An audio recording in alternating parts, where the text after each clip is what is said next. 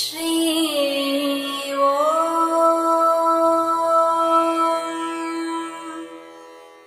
శ్రీ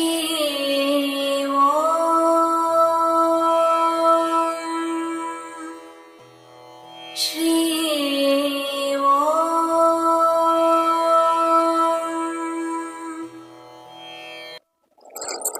శ్రేయం. మనము జగద్గురు గురించి ఇప్పుడు చూస్తున్నాం కదా. జగద్గురు అంటే ఎంతో ఒక పెద్ద మనిషి. తన పాదాన్ని మన పట్టుకోను ముక్తి పొందాలి. తన పాదాన్ని పట్టుకోవడానికి మనకి ఎన్నో జన్మాల పుణ్యం ఉంటేనే మనం పట్టుకుంటాం. ఇది చూస్తున్నాం కదా. ఒక జగద్గురు ఎట్లా ఉంటారు?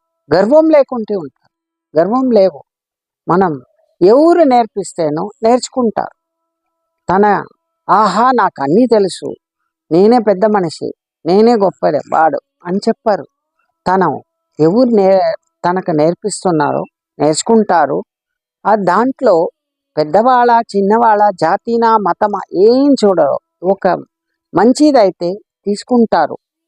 అది ఎవరైతేనో తన తప్పు జగద్గురు తప్పు చేస్తే ఎవరు చెప్తున్నారో వాళ్ళ దగ్గర తన ఎక్స్క్యూజ్ క్షమాపణ తీసుకుంటారు.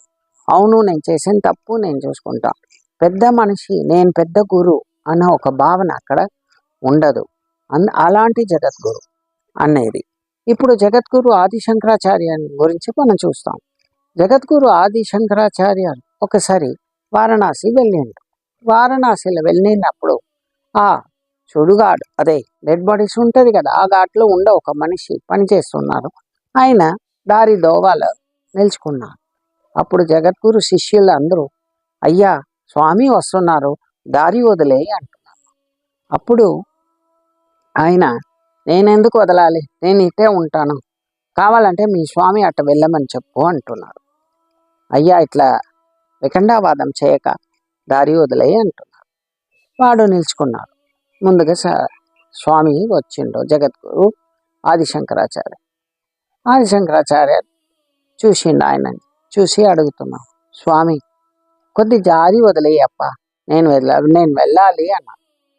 అప్పటికి ఆయన, ఏది వెళ్ళాలి, ఏది దారి వదలాలి, ఎట్లా వదలాలి, నా శరీరంని వదలాలా, నా ఆత్మని వదలాలా, నా జ్ఞానాన్ని వదలాలా, ఏది వదలాలి నా మనసు నుంచి, నన్నించి అది చెప్పు అంటున్నాడు.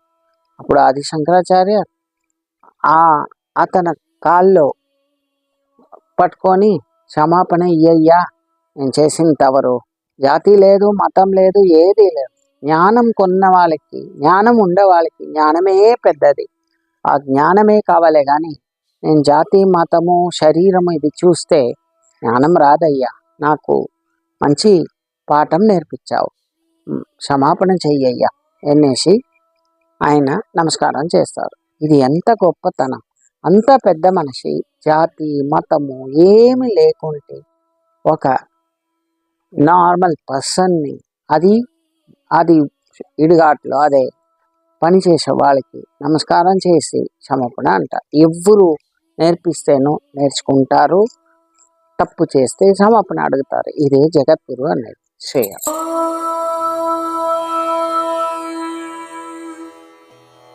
శ్రీ